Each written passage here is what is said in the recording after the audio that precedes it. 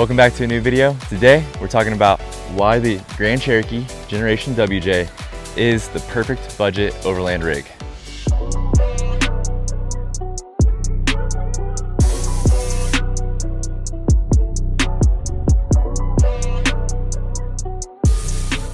So we're going to be going over 5 reasons why the Grand Cherokee WJ is the perfect budget overland rig for you. So starting things off with number 5 is capabilities. This Grand Cherokee right here is a 2003. It's a Generation WJ, and it is one of the 2 only Grand Cherokees that came with a solid front axle. So there's one model before this, the ZJ, and then this WJ, which starts I believe in 98 to 2004, and it comes with your front solid axle and your rear solid axle. The reason you want a front solid axle, and it's so important with capabilities, is it's going to make sure that all 4 of your tires stay planted.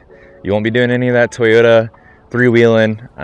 You won't be teeter-tottering back and forth. And you know, an overland rig, you're going to be throwing a tent on the roof. You're going to have loaded down with gear. Who wants to be on the side of a cliff teeter-tottering? You know, Moab, top of the rock, even just on any 4 service roads out here, you're going to get Toyotas teeter-tottering on 3 wheels. With solid axles front and rear, you're not going to be doing that. You're going to keep all 4 tires planted, no matter the size. This one's lifted a little bit, but even on my stock setup, much more planted than any IFS independent front suspension vehicle out there. As we're going to go through the capabilities with this and the other features, you're going to see why this is the perfect budget overland rig. So moving on with capabilities, this has a V8 from factory, 4.7 V8. This did come with a 4-liter that you get in the TJ Jeep. Those are also highly sought after and reliable, but this 4.7 I've had personally for a year now.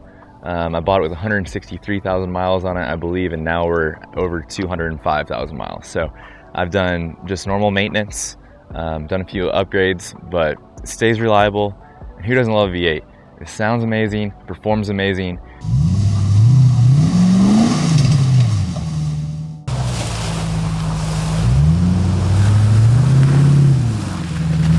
But you also get limited slip front and rear with the quad drive Verilog system.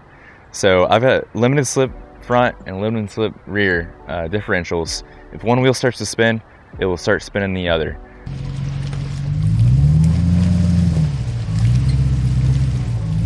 This right here is a Wrangler, but it's better and it's much cheaper. You got your solid axles, you got your V8, you got limited slip front and rear, pretty much lockers.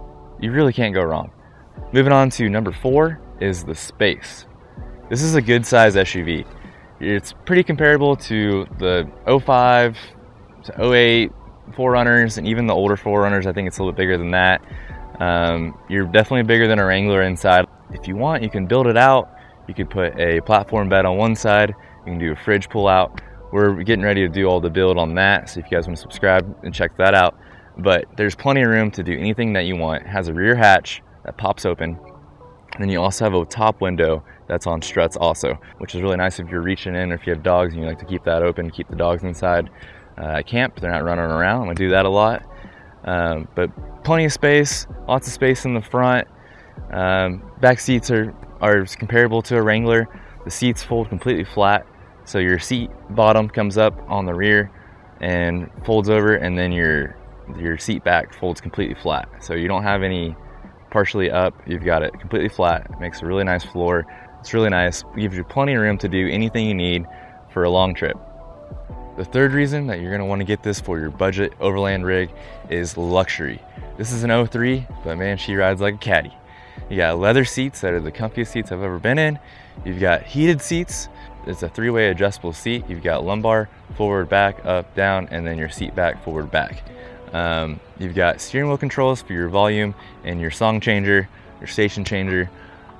You've got your cruise control on your steering wheel too, so literally everything is right there in front of you. It's a lot safer. And then also you've got your side curtain airbags along with the front for a fully enclosed, completely safe overland rig. Number 2 is parts. Ease of parts. You go to any U-Pull-It and there will be 15 Grand Cherokees there. And there's a wide range. I think there's 6 years from 98 to 2004 that you can choose from. So you have a very good chance of finding parts and finding them easy and cheap. Also, any auto store is going to have anything you need for your Grand Cherokee from 98 to 2004, this WJ. Even the ZJ, they're going to have anything. It's not going to be like a Lexus or a Land Cruiser where you're trying to find parts. Those are super rare at junkyards, U-Pullets. You're not going to find any of those vehicles there. I'm not kidding. You go to your U-Pullet website right now and type in Grand Cherokee. You'll see at least 15 of them there on the lot. So you can get your wire connectors, you can get anything heat AC, you can get your hubs, you can get anything that you need for your Grand Cherokee if you're on a budget there at a U-Pullet, and all across the country. And not even that, Mexico. There's such a big popularity with these in Mexico and other countries as well. They were built, and a lot of them were built, and they're all over the place. So no matter where you're at, if you're in Mexico going down to Baja, you're going to be able to find parts and find them easily. If you're anywhere in the US, you're going to be able to find parts and find them easily. And then finally, the number one reason that this is the best budget overland rig is the price. I paid $2,500 for this Jeep stock with 163,000 miles on it, and that was a year ago. That's four-wheel drive, it's a limited, it came with the front solid axles, front and rear solid axles, your V8, your limited slip front and rear, anything you need to get out there and get out there cheap and be able to tackle any trail. This is exactly what you need. $2,500. Most people buy them for less than that, but I wanted to get a really nice clean body one. You find with a few dents on it, or you might need to change a few things or fix a few things, you're going to be paying $1,000. So for something as luxurious as this, with as much space, with as much capability, this is easily the best overland rig that you could get, the budget overland rig. And even if you don't have a budget, or if you don't want a daily driver for your overland rig, but you don't have a budget, look at these first. You will not be disappointed.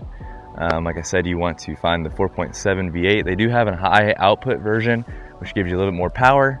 And but if you can get the limited slip, put a little lift on it, you can do a spacer lift with 32s, which is what I had right here. That was plenty capable. There's a Rubicon pull-off, so you can put Wrangler wheels on these WJs. They have the same bolt pattern, 5x5. Any Wrangler takeoff wheels, which people sell those dirt cheap, which that's how I got these Rubicon wheels. And they're just so easily available. I think I paid $100, $120 for 5 with a full size brand new spare on it. The other tires were worn, but I was wanting them for the wheels anyway. You cannot beat the price. Like I said, a lot of the people on the Facebook groups that I'm part of, they're buying these things for $1,000, and that's running and driving.